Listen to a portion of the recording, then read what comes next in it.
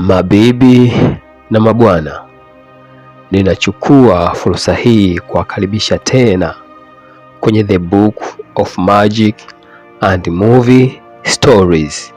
Kwenye mic naitwa Ayubu Obedi, na leo tunaendelea na simulizi yetu itwayo Dunia ya Kuzimu, hatua ya 10. Tafadhali ninaomba uniazime macho yako na masikio yako, twende sambamba mwanzo mwisho na bila kupoteza muda. Na sasa tunaendelea na simulizi yetu. Pale pale tulipoishia ndipo tunapoanzia. Sasa tuanze simulizi yetu.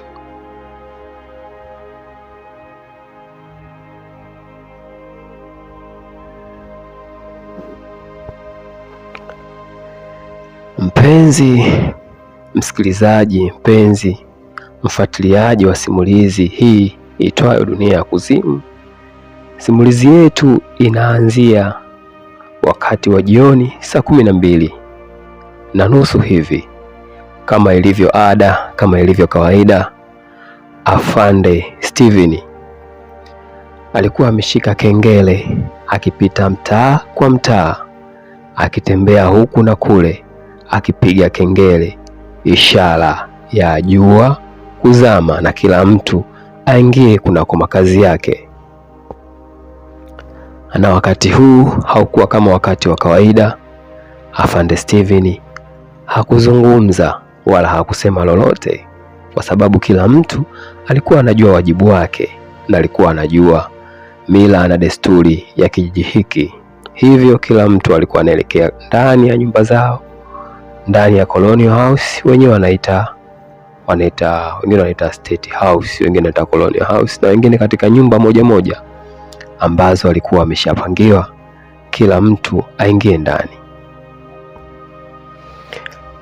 Katika mji huu kila inapofika saa 12 jua linapozama, watu huingia ndani kwa sababu ya kunusuru maisha yao. Majini, mashetani, mizimu au monsters, kiza kinapoingia huanza mawindo. Na kawaida sio kwamba huwa wanawinda kuku, bata, ng'ombe, mbuzi. Hapana, majini hawa huwa wanawawinda binadamu.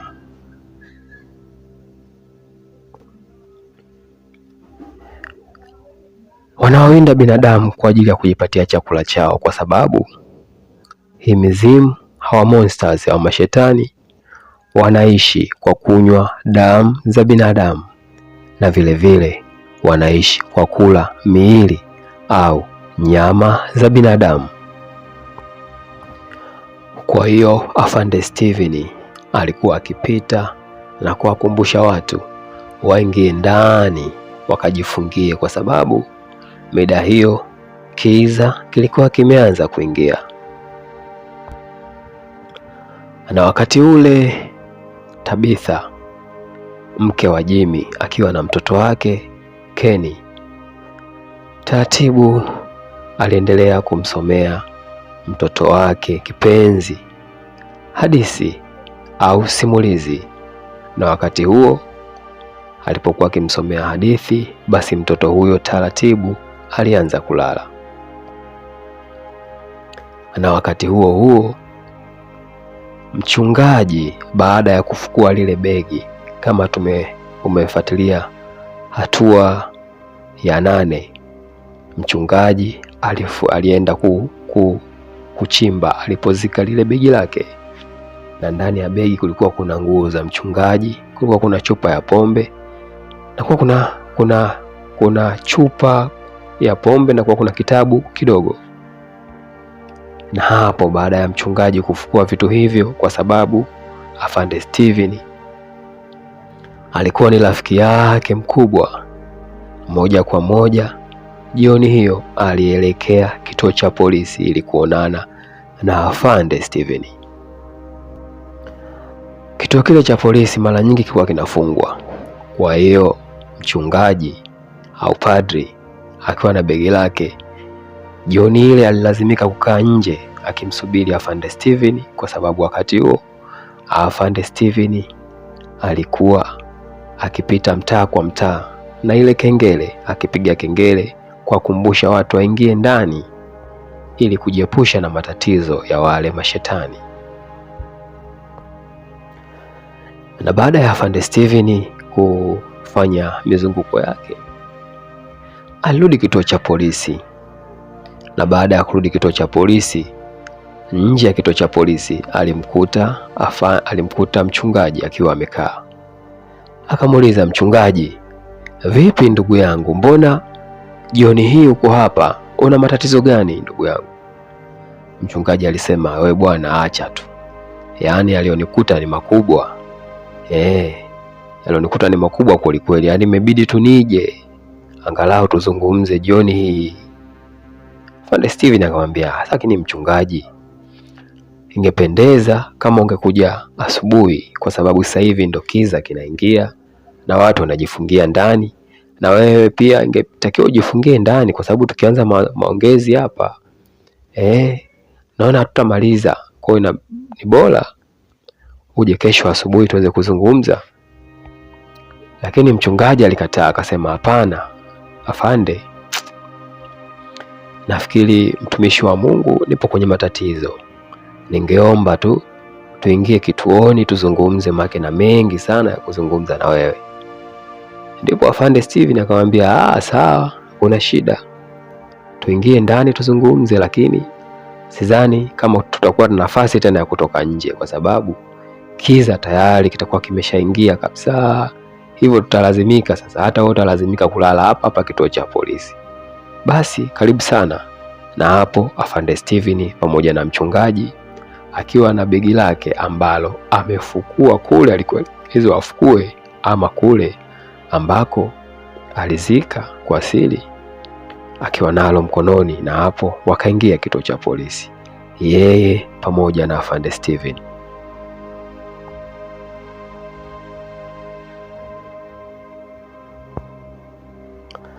Na baada ya kuingia ndani, Afande Steven alikuwa amefungasha mizigo mingi kweli kweli.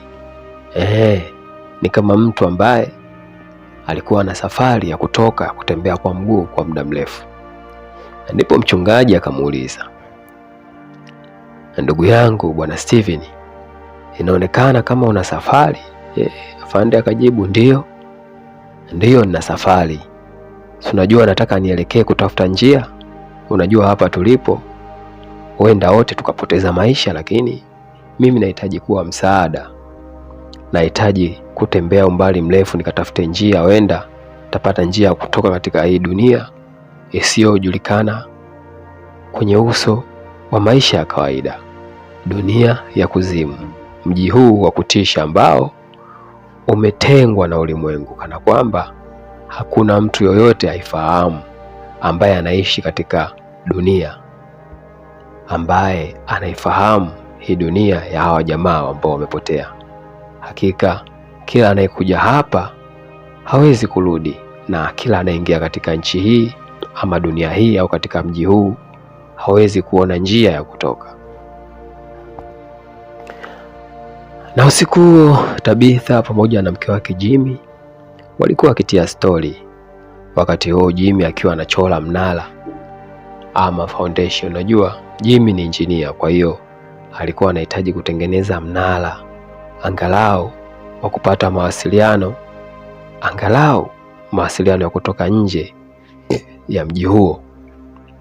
Hivyo alikuwa akichora mnara ambao ataujenga yeye mwenyewe kwa mikono yake. Huenda akapata mawasiliano, na hapo anaweza akapata mawasiliano na kupiga simu nje ya mji wanaoishi. Huenda kikosi maalum kikaja kuwapa msaada na kuwaondoa katika hiyo dunia isiyojulikana. Kila mtu alikuwa anapambania nafsi yake, kila mtu alikuwa anapambana ni jinsi gani anaweza kujinasua katika dunia hiyo. Kila mtu alikuwa anawaza, ana plani hii na ile, wote lengo lao nikiwa ni moja tu, kuondoka katika dunia hiyo isiyojulikana katika ulimwengu wa kawaida. Lakini tukitoka kule jioni ile ile, ule upande wa Colonial House, katika lile jumba kubwa ambao lilikuwa linaishi watu wengi, kulikuwa kuna sherehe. Ilikuwa na sherehe ambayo ilikuwa ni kama anniversary ya kumkaribisha binti mmoja alikuwa anaitwa Fatma. Unajua, katika mji huu kama wewe ni mgeni, ukimaliza mwaka mmoja, ukitimiza mwaka mmoja katika mji huu, basi unafanywa sherehe maalum na wenzako. Kwa hiyo kila mwaka kila mtu alikuwa anafanywa sherehe kwa sababu ya kukamilisha mwaka mmoja katika mji ule usiojulikana. Kwa hiyo sherehe ilikuwa imepamba moto. Mama ambaye ndio kiongozi wa ile nyumba ambayo ilikuwa ni nyumba ya kulelea wazee, lakini kwa sasa wanaishi wahanga waliopotea na kufanya maisha yao katika ile nyumba, ambaye jina lake anaitwa Dona, alikuwa akiendelea na pilika kama kawaida.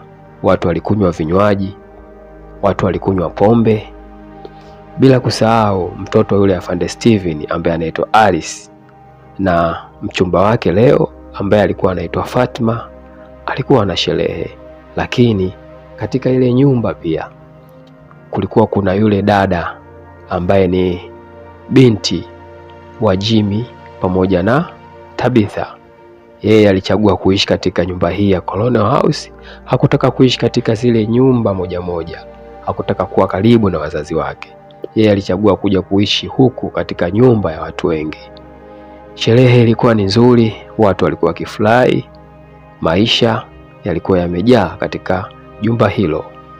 Hakuna hofu, hakuna tafrani, wote walikuwa wanasherehekea, wote walikuwa wanakunywa, wote walikuwa na amani. Lakini Fatma alikuja akamweleza mpenzi wake ambaye ni Alice. Alice ni mtoto yule afande Steven. Akamuuliza, vipi? Mbona umelewa sana mapema kiasi hiki? Alice akajibu akasema, usijali mke wangu, usijali kipenzi, usijali kabisa. Nafanya hivi kwa sababu nimefurahi. Umetimiza mwaka mmoja katika jumba hili. Kwa hiyo niko na amani, ndio maana nimekunywa sana, ila sijalewa, nimekunywa kiasi. Uwe na amani, na hii sherehe ni kwa ajili yako. Na baada ya kuzungumza naye, Alice aliondoka. Baada ya kuondoka, Julie akamfuata akamweleza Fatma, vipi, kila kitu kiko sawa? Naona Mr. wako amelewa, afu amelewa bado mapema. Fatma akajibu akasema, ndio amelewa, lakini hajalewa sana, lakini nishamzoea. Unajua huyu bwana hata kama akinywa kidogo anajifanya amelewa kulikweli, lakini hajalewa kama inavyotakikana. Yuko poa, usiwe na shida, usiwe na shaka mdogo wangu Julie. Baada ya hapo waliendelea kunywa na kutia story. Na muda sio mrefu katika sherehe ile, Dona, mama mjengo, mama mlezi, mama mwenye jumba lake, aliwaita wote ambao walikuwa katika ile sherehe. Akasema, njooni nyinyi nyote, nisogeleeni mimi kwa sababu nataka nitoe neno usiku wa leo. Na watu wakasogea taratibu, wakiwa na adabu zao, wakiwa wakarimu, wakiwa wapole, wakiwa wameshika glasi zao za wine na pombe zingine. Mama Dona akaanza kusema, wote tuko hapa usiku wa leo kwa kusherehekea special anniversary ya binti ambaye alikuja hapa katika mji huu, naye alipotea kama sisi na sisi tukampokea. Jina lake anaitwa Fatma. Wote watu wakapiga kelele, vifijo na makofi wakishangilia. Na binti huyu Dona akaendelea kuzungumza, ametimiza mwaka mmoja katika mjengo huu ambao ni kama urithi katika dunia hii ambayo tunaishi. Watu wakatabasamu, wakapiga kelele, wakashangilia, wakapiga makofi. Mwaka mmoja siku kama ya leo, mpendwa wetu Fatma tulimkaribisha katika mjengo huu, na wengi wenu tulikuwepo, wengi wetu tulikuja baadaye. Kwa hiyo Fatma, Donna alisema, kwa hiyo Fatma, leo ni siku yako. Tunakupenda mno kwa sababu ya upole wako, kwa sababu ya ukarimu wako, kwa sababu ya heshima na adabu yako, kwa sababu wewe ni mtu mwema. Tangu ufike hapa umekuwa mfano kwa wengine. Sasa tafadhali wote tugonge cheers kwa ajili ya Fatma. Na hapo cheers zikagongwa, kelele na vifijo na ndelemo vikafuata. Na baada ya mazungumzo mengi na utambulisho ule, Donna alimwambia happy anniversary day, chukua zawadi yako. Donna, mama la mama, mama mjengo, mama mwenye jumba lake katika mji ule au katika dunia ile, akampatia zawadi Fatma, zawadi ya ua ambalo lilikuwa limetengenezwa kwa hilizi. Kisha akamwambia, ua hili litakulinda maisha yako yote ya hapa katika mji huu. Hakuna jini, hakuna zimwi, hakuna monster, wala hakuna jambo lolote ambalo litakutisha, na pia kubwa zaidi, utakapolala hautaota ndoto za kutisha tena. Hakika Fatma alishukuru mno kwa zawadi ile, alishukuru sana. Lakini sherehe ile haikuishia pale. Ule ulikuwa ni mwanzo wa sherehe. Watu wakaendelea kushereheka katika sherehe ile. Na sasa tunatoka kule kwenye sherehe, tunarudi pale kituo cha polisi ambapo Afande Steven na mchungaji walikuwa ndani ya kituo cha polisi usiku ule.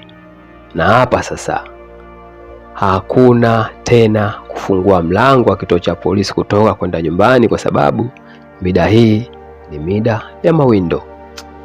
Afande Steven akamwambia, sasa mchungaji, naomba unieleze, je, una changamoto gani? Nini shida mchungaji? Ndipo yule padri, au mimi namuita mchungaji, akamwambia, tazama, unaona hili begi ndugu yangu? Ya, ninaona uko na begi. Basi hili begi nimekuja nalo siku ya kwanza ambayo nilifika hapa. Kama wewe ulivyofika hapa, na mimi ndivyo siku ya kwanza hiyo nilifika hapa nikiwa na hili begi. Maana yake ni kwamba, yani kama vile watu wanavyokuja kwa kupotea na kujikuta kwenye hiyo dunia, ndivyo vivyo hivyo yule mchungaji alipotea na kujikuta katika hiyo dunia akiwa na lile begi. Kisha akamwambia mchungaji, akamwambia, sasa afande, hebu fungua uone katika hilo begi kuna nini. Tafadhali fungua hilo begi uone kuna nini. Basi afande ilibidi afungue lile begi. Na alipofungua begi kwa mara ya kwanza, alipoingiza mkono akatoa chupa ya pombe. Afande Steven akasema, mchungaji, kwa hiyo umeniletea pombe? Mchungaji akasema, hapana, wewe endelea kutoa vitu vyote ambavyo viko ndani ya begi. Lakini afande akamuuliza, sasa mchungaji, mchungaji, kweli mchungaji, naona kunywa pombe, wewe mtumishi wa Mungu unakunywa pombe kweli? Lakini mchungaji hakujibu kitu chochote. Aliendelea kukaa kimya akimtazama Afande Steven akiendelea kufungua lile begi na kutoa kitu kimoja baada ya kingine. Afande baada ya kuendelea kupekua akatoa nguo ambayo ilikuwa ina damu. Ni nguo, yani ni vazi la wale wachungaji. Unajua zile nguo ambazo wanavaa mapadri, maaskofu, nguo kama hiyo, lakini ilikuwa imejaa damu nyingi sana iliyokauka katika nguo ile. Afande Steven akamwambia, na hiki ni nini? Ina maana kabla ya kuja hapa uliua mtu? Afande Steven baada ya kuuliza, mchungaji akasema, hiyo nguo ambayo ina damu ni nguo ya mchungaji. Unaona? Kwa hiyo pointi ya msingi weka pembeni, endelea kuangalia vilivyomo ndani ya begi. Acha kupaniki na kuniita mimi kabla ya kuja hapa niliua mtu. Hapana. Acha kunihukumu kwanza. Endelea kufungua begi. Endelea kutoa kitu kimoja kimoja ambacho kipo kunako begi. Na baada ya Afande Steven kuendelea kupekua tena, alitoa boksi la chokoleti lenye alama ya mtoto ambaye amenyosha mikono juu. Yaani lile boksi la chokoleti lilikuwa limechorwa mtoto amenyosha mikono juu. Afande Steven akaona kama ni upuzi. Akamuuliza, "So what is this? Hiki ni nini?" Mchungaji akamwambia, "Tangu nije hapa, tangu tuonane, hatujawahi kukaa chini kabla na tukazungumza kuhusu haya. Lakini leo nataka nikwambie, kabla ya mimi kufika katika hili eneo, nilikuwa ni mtu wa namna gani? Kabla ya mimi kuja hapa, ningependa leo nikwambie nilikuwa ni mtu wa aina gani." Sasa mchungaji leo anasema atamueleza Afande Steven kabla ya kuingia katika mji ule, kabla ya kupotea katika mji ule, yeye huko duniani alikuwa ni mtu wa aina gani. Leo amesema atamueleza Afande Steven yote.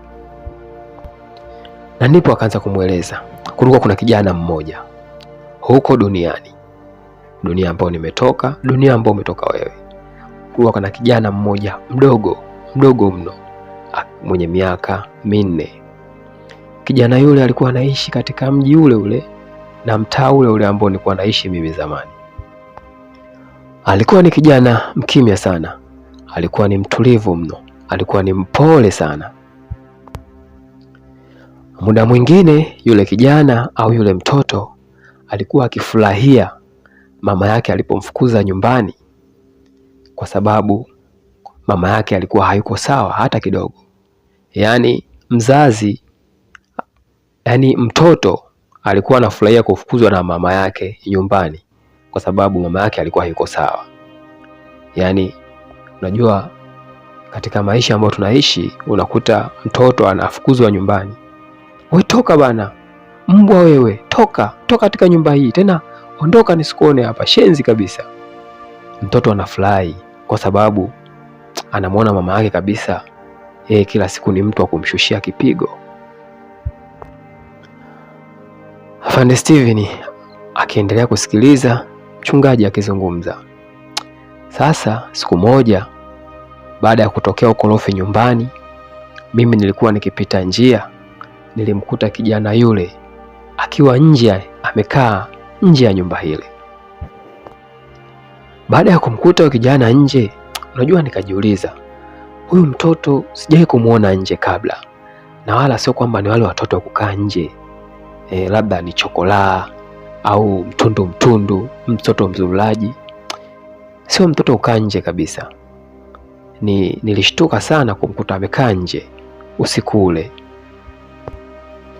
Ijapokuwa nyumbani, katika hiyo nyumba, yule mtoto kuna mambo ambayo wanapishana na mama yake, lakini ile familia iko sawa kabisa. Baba yake yuko sawa na huyo mtoto yuko sawa, alikuwa anamtunza vizuri, ila tu kuna changamoto hapa na pale. Mama yake alikuwa hayuko sawa, alikuwa ni mama ambaye anaongea na anazungumza mno. Hivyo nilipata wasiwasi, kwa nini huyu mtoto leo yuko nje na baada ya kuwa ndani angali ni usiku wa saa 6. Lakini ilibidi ni muombe yule mtoto aingie ndani au arudi kwa wazazi wake. Mtoto akaniambia wazazi wake wamemtimua ndani. Mimi nikashangaa, kwa nini wazazi wake wamemtimua ndani? Lakini nilijaribu kumuomba yule mtoto arudi tu ndani. Usiku ulikuwa umeingia sana, ulikuwa ni usiku mkubwa. Mtoto mwenye miaka 4 saa 6 za usiku akiwa nje ya nyumba ni hatari sana kwa maisha yake. Kisha mchungaji akasema, anyway, pointi yangu ni hapa. Wakati nikiwa na jaribu kumshauri yule mtoto arudi kwa wazazi wake, alikuwa amekasirika na wala hakuwa sawa hata kidogo, na alikuwa yuko tayari hata kufanya chochote. Lakini baada ya kuona hali ile, na mimi nikaamua tu kujiandaa kumpeleka kwa wazazi wake, kwa sababu huenda wazazi wake usiku ule wa saa 6 walikuwa wameshakuwa na wasiwasi sana, kwa sababu ni mtoto mdogo miaka 4 na alikuwa nje takriban saa 6 usiku. Kwa hiyo hii hali ya mimi kama mchungaji ilinihuzunisha sana, na nilichokifanya, niliingia kwenye draw yangu nikachukua pipi ama hii chokoleti, na siku zote huwa nafanya hivyo. Nikimpatia huo mtoto pipi au chokoleti, basi anarudi kwa wazazi wake. Lakini siku hiyo huyo mtoto alichukua pipi, alichukua na chokoleti, lakini hakutaka tena kurudi kwa wazazi wake. Na hapo nikaamua kumshika mkono na kumuongoza njia ili nimfikishe nyumbani kwao. Yaani mchungaji sasa, baada ya kumuona yule bwana mdogo amekuwa ni mgumu kuelewa, ikabidi amshike mkono na kuongoza naye njia kumpeleka kwao. Na ulikuwa ni usiku, imeenda takriban saa 6:30, na ilibidi tu niingie katika hiyo nyumba ambayo huyo mtoto alikuwa akiishi na wazazi wake. Mchungaji aliendelea kuzungumza.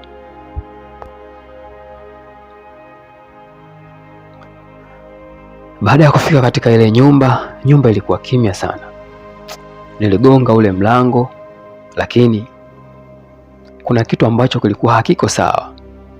Nyumba ilikuwa ni kimya mno.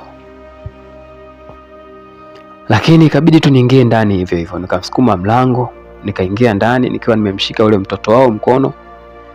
Nikaingia ndani, lakini nilipofika ndani nikamkuta yule mama wa huyu mtoto hayuko sawa kabisa. Alikuwa hayuko sawa hata kidogo. Alikuwa ni kama mwenda wazimu. Yaani alikuwa kama ni mtu ambaye kama amechizika hivi. Yaani kama amepiga dawa za kulevya.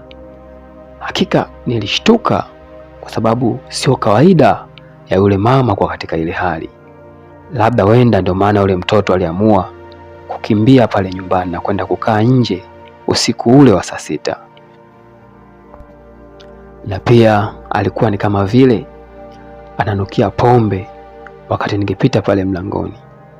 Yaani afande wakati anaingia pale mlangoni kumuona mama yake, alihisi harufu ya pombe. Kwa hiyo wenda yule mama alikuwa amepiga madawa ya kulevya, alikuwa amekunywa pombe, vyote vile alikuwa amechanganya.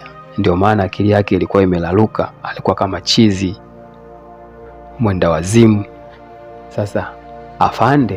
Sasa mchungaji baada ya kuingia pale alikuwa hana chaguo lingine. Alihisi kabisa hapa kuna jambo ambalo haliko sawa. Mchungaji akaendelea kusema, baba yule mtoto pia baada ya kuniona nimeingia na yule mtoto alipaniki ghafla, sura yake kashangaa, akanishangaa, akaniona ni kama vile mimi ni adui katika ile familia. Lakini mimi nilistaajabu, kwa nini huyu baba wa huyu mtoto ameniona nimerudi na huyu mtoto wao ndani, na mimi nilikuwa nimeleta kama msaada. Kwa nini ameonekana kupaniki na kukasirika? Mama naye yupo kama mwenda wazimu, baba naye amechukia. Ina maana je, kati ya hii familia huyu mtoto kwa nini wanamchukia? Shida ni nini? Na ghafla yule baba wa yule mtoto akaanza kusema, nyanyuka, potea bwana, potea hapa, tembea, sitaji kukuona hapa, hebu toweka. Na hapo mchungaji akasema, baada ya yule baba yule mtoto kuanza kusema neno wale, ikabidi niingie ndani zaidi ya ile nyumba, ndani zaidi, ili niweze kuona je, ni jambo gani ambalo linaendelea. Mchungaji aliendelea kusema, najuta sana nilichokifanya. Wakati nilipofika pale, niliingia na yule mtoto na nikamwambia ingia ndani, usipende kukaa nje. Na yule mtoto baada ya kuingia ndani, kumbe baba yake alimshika yule mtoto na kuingia naye ndani zaidi Kisha akaanza kumpiga, akampiga, akamvunja, akampiga mpaka akamuua.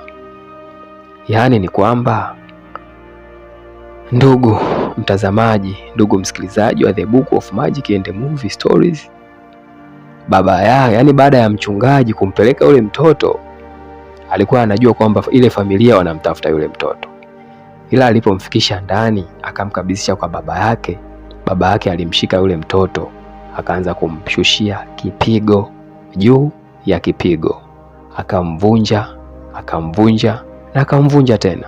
Hatimaye yule mtoto alipoteza maisha. Sasa mimi sijui, je, walikuwa na ugomvi wanandoa hawa, au yule mama alimwambia yule baba mwenye mtoto kwamba huyu mtoto sio wa kwako? Unajua katika maisha unaweza ukawa na mke ndani mkafanikiwa kupata hata watoto 2 au 3, lakini katika wale watoto 2 au 3 mtoto wako akawa ni mmoja tu, wengine wakawa sio wa kwako. Haya mambo yapo katika ndoa, katika maisha, haya mambo yapo. Sasa wenda ile siri alikuwa nayo yule mama, ile siri alikuwa nayo yule mama. Sasa wenda yule mama kidogo mume alimvuruga, na mume baada ya kumvuruga yule mama akamwambia, bana, huyu mtoto kwanza sio wako. Mtoto wako ni fulani, huyu sio wako, tena usimguse. Unajua wanawake hawezi kutunza siri milele daima. Sasa wenda hicho ndicho kilichopelekea yule mtoto kuuawa na yule baba. Mchungaji aliendelea kuzungumza. Mchungaji akaendelea kuzungumza. Na baada ya kuona yule mtoto amepigwa mpaka amekufa, mimi nilipata hasira.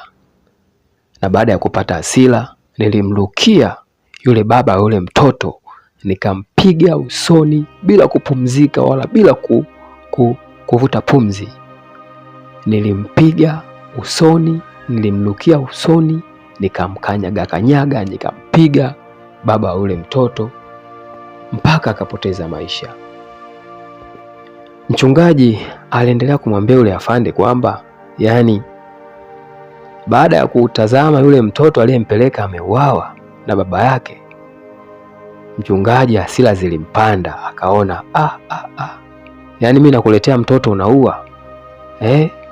Shehe, nakuletea mtoto unaua? Kweli kabisa unaua mtoto? Sasa mchungaji naye alikuwa na uchungu kweli na mtoto. Alichokifanya na yeye, alimkamata yule mzee akambonda, wakapigana, wakafirigishana. Yule mzee hatimaye akapoteza maisha. Hasira za mchungaji, yani alimpiga na akampasua vibaya. Yule mzee naye akapoteza maisha. Yani nilimpiga, mchungaji alisema, nilimpiga mpaka nikahisi vidole vyangu vimeondoka, vidole vyangu vimefuata ganzi. Yani kwa kifupi, yule mzee alimshushia kipigo cha kufa, kipigo cha mbwa mwizi. Yani alimpiga knuckles, yani alimpiga zile ngumi zenyewe. Yani mtu anapigwa ngumi mpaka anakufa. Unajua, mchungaji akaendelea kusema, unajua, najuta sana, najuta mno. Kwa nini nilimpeleka yule mtoto katika ile nyumba? Ni bora ningemwacha akalala katika nyumba yangu. Najuta, najiona mimi ndio nimesababisha yule mtoto kupoteza maisha. Mchungaji aliendelea kumwambia Afande Steven. Mchungaji aliendelea kusema, nilipaswa kumlinda yule mtoto nisimpeleke hata nyumbani kwao. Kumbe yule mtoto kutoroka katika ile nyumba na kukimbia alikuwa yuko sahihi. Yani najuta kwa nini yule mtoto nirudisha ndani katika ile nyumba na amepoteza maisha. Mungu wangu, hivi kwa nini nilifanya hivi? Lakini mchungaji alilaani. Alikuwa ni mchungaji lakini akajitukana mwenyewe, mimi ni mpumbavu. Hivi kwa nini nilimpeleka yule mtoto? Kwa nini nilimpeleka yule mtoto katika ile nyumba na nimeenda kusababishia akapoteza maisha? Aliuawa kifo kibaya na baba yake. Mchungaji akaendelea kusema, na jambo ambalo nilikuwa nazungumza, jambo ambalo nilikuwa nakumbuka baada ya kumuua yule baba baada ya yule baba kumuua yule mtoto na mimi kumuua yule baba yule mtoto kwa sababu amemuua mtoto wake, niliondoka katika daraja. Niliingia katika gari langu nikiwa na chupa ya pombe. Nilikuwa nimechanganyikiwa kwa nini nimeua mtu. Nilikuwa nimechanganyikiwa kwa nini nimesababisha mtoto mdogo mwenye miaka 4 kuuawa. Baada ya kufika katika lile daraja nikiwa na gari langu, nilikunywa ile pombe. Baada ya kunywa ile pombe, ghafla nikasikia sauti ya Mungu ikiniambia, mja wangu, tafadhali usielekee katika hiyo njia unayoelekea. Geuza gari na urudi na uelekee njia nyingine tofauti na hiyo. Hapo ndipo utakapopata uzima wako wa milele. Yaani huyu mchungaji baada ya kumuua yule baba aliyemuua yule mtoto alipata majuto sana kwenye moyo wake.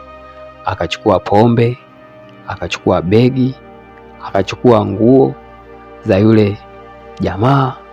Sasa yule jamaa bwana, kumbe huenda naye alikuwa ni mchungaji. Sasa maki alivyompiga akamua, akamvua nguo. Akamvua nguo za uchungaji, akamvua zile nguo na ndo zilikuwa na damu. Sasa huenda naye alikuwa ni mchungaji pia. Akazitia katika begi, akachukua ile chocolate ambayo alimpa ule mtoto mara ya kwanza, akaondoka nayo na chupa ya pombe. Sasa baada ya yule jamaa ambaye ndo mchungaji wetu sasa huyu kusikia ile sauti ya Mungu, akaendesha lile gari kutoka katika lile daraja. Na hapo baada ya kuendesha gari kwa muda mrefu, sasa ndipo akajikuta anaingia katika hii dunia ya kuzimu. Sijui tunaelewana? Yaani baada ya kutoka kule duniani akaendesha gari akiwa kichwa chake hakiko sawa, akajikuta anaingia katika huu mji ambao haujulikani katika ulimwengu wa kawaida. Ndipo Afande Steven akamuuliza, sasa ni kwa nini unaniambia yote haya? Labda umefikiria nini mpaka uniambie yote haya? Labda una sababu gani ya msingi ya kuniambia yote haya? Unajua aliongea yote. Usiku ule Afande Steven, usiku ule mchungaji aliongea yote ya kubakiza hata moja. Lakini baada ya kumaliza Afande Steven akamuuliza, sasa ndugu yangu mtumishi wa Mungu, uko ulikotoka umeua? Ndio umeua, lakini upo kwenye dunia nyingine sasa, sio kwenye katika dunia ambayo ulikuwepo wewe. Sasa hebu niambie, kwa nini unanieleza yote haya?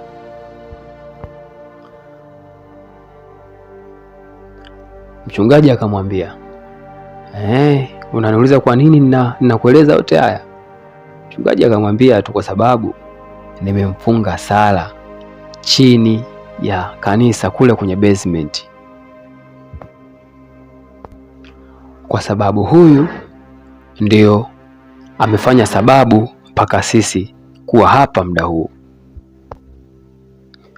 Baada ya mchungaji kuzungumza yale, Afande Steven akamnyoshea bunduki akamwambia, hebu niambie kama unatania.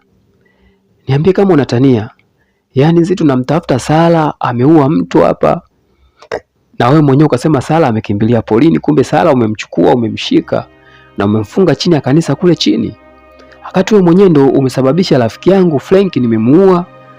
Nimemfunga kwenye ile keji ambayo ilikuwa ni ambao na wale viumbe walikuja usiku wakamsababishia mauaji. Wewe mchungaji, si ndio ulisema kwamba sheria ni msumeno? Alafu leo hii umemshika Sara, umemfungia huko chini. Si ungeacha sheria ifuate mkondo wake? Afande Steven alikasirika. Lakini mchungaji alimwambia, shusha bunduki bwana. Shusha bunduki tuzungumze. Ndio sababu ya mimi kukwambia yote haya.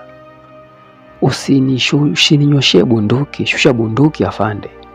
Unajua Sara nimemfungia kule na kumwacha akiwa hai kwa sababu yeye ndio funguo ya sisi kutoka katika dunia hii ya kuzimu. Yaani mchungaji anamwambia Afande Steven kwamba sikumuua Sara wala sikutaka kumuonesha kwa watu, kwa sababu yeye ndio ufunguo ambao utatufanya sisi tutoke katika mji huu ulioko katika dunia ya kuzimu, dunia ambayo haijulikani na ulimwengu wa kawaida.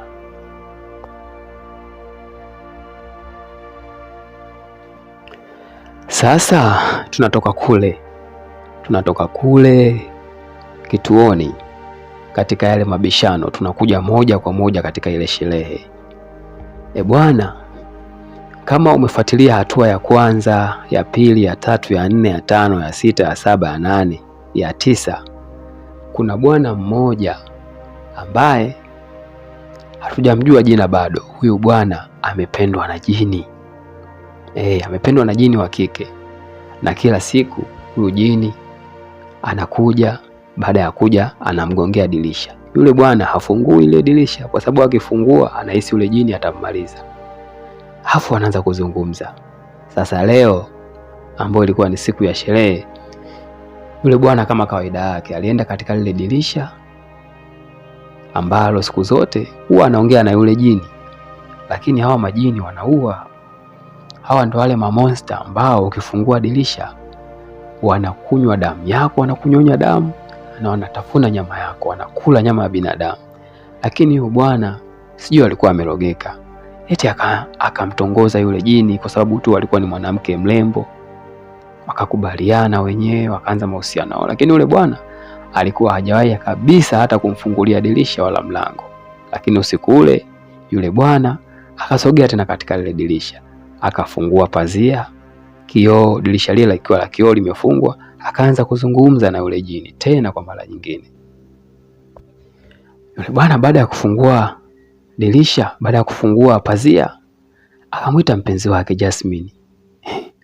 Mpenzi jini, bwana, ndugu yetu kapata mpenzi jini huku. Wanasimulizi, ndugu yetu kapata mpenzi jini anaitwa Jasmine. Akamwita Jasmine, mbona unaonekana hauko sawa leo? Jini amechukia, jini amenuna. Jini amekasirika. Mpenzi wake jini kakasirika. Jasmine akasema, yule mpenzi jini akasema, mimi nimekuja tu hapa leo nikuage kwa sababu wewe unitakii mema. Yule bwana mkubwa akasema, sasa wewe sikutakii mema kwa nini? Kwa sababu mpenzi jini ampendo Jasmine akasema, akiwa nje ya dirisha, akasema, kwa sababu kila nikija hapa nikikuomba unifungulie mlango au unifungulie dirisha hilo niingie ndani, hautaki kufungua dirisha. Kwa hiyo mimi naona wewe haunipendi, haunitakii mema. I say, duniani kweli kuna mambo. Yule brother akasema, siwezi kufungulia dirisha ukaingia ndani. Unajua jamaa ni muoga, anaogopa majini, lakini si kampenda vipi. Anamuona ni binadamu kabisa, ana ngozi ya binadamu, amevaa gauni zuri, lakini ni jini. Ndipo yule mpenzi jini ambaye anaitwa Jasmine, mpenzi wake akamwambia, sasa kila siku tunafanya mapenzi tu kwa kuzungumza.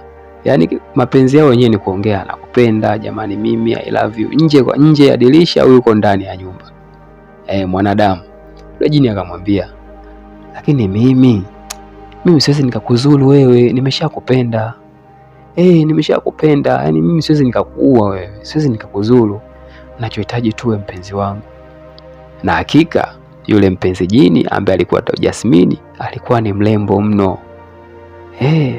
Alikuwa na nywele ndefu, alikuwa na mwanya, alikuwa na macho mazuri, alikuwa na ngozi yake nyororo. Yaani kwa binadamu kama mimi, kwa binadamu kama we wa kawaida, bwana, hapo huwezi kuchomoka. Sasa huyu jamaa sijui kakumbwa na nini, sijui kalogeka. Bwana, unampenda jini, yani aisee, mtihani kweli kweli. Bwana mkubwa akasema, siwezi kuruhusu ukaingia ndani. Siwezi jamani, siwezi, utanisamehe tu. Yule mpenzi jini akasema, sasa wewe unasema unanipenda. Ndiyo, nakupenda mpenzi wangu, nakupenda. Sasa kama unanipenda, kwa nini hutaki kuniruhusu nikaingia ndani? Siwezi tu. Kama hauwezi basi mimi naondoka na sitarudi tena. Bwana, yule jini akamwambia, mimi naenda na sitarudi tena kwa sababu wewe hutaki kunifungulia dirisha nikaingia ndani tukafanya mapenzi. Unaniogopa mimi, labda nitakuua mimi kwa sababu eti sisi tunanyonya damu za watu, tunakula nyama za watu, labda mimi nitakukula wewe, nitakunyonya damu zako wakati kitu ambacho hakipo. Wewe ni mpenzi wangu, mimi nimeshakupenda. Ila sasa kama utaki kunifungulia mlango, basi mimi nitaondoka. Mpenzi mtazamaji wa The Book of Magic and the Movie Stories, hatua ya 10 ndo inaishia hapa. Hatua ya 10 ndo inaishia hapa. Tafadhali, kwa mwendelezo wa simulizi hii, tukutane katika hatua ya 11. Simulizi ndo kwanza mbichi, yani ndo kwanza tunaanza. Tuko season 1 na season 1 bado haijaisha. Kwa hiyo bado tupo sana. Mnaopenda simulizi, hapa ndo mahali pake. Simulizi yetu inaishia hapa kwa leo. Naitwa Ayub Obedi. Tukutane tena wakati mwingine kama huu. Na kama ni mgeni katika chaneli hii, bonyeza alama ya kengele, subscribe, na utakuwa mtu wa kwanza kupata notification pale ambapo nitapokuwa nimeweka simulizi mpya. Asante, kwa heri kwa sasa. Tukutane wakati mwingine tena. Asanteni nyote.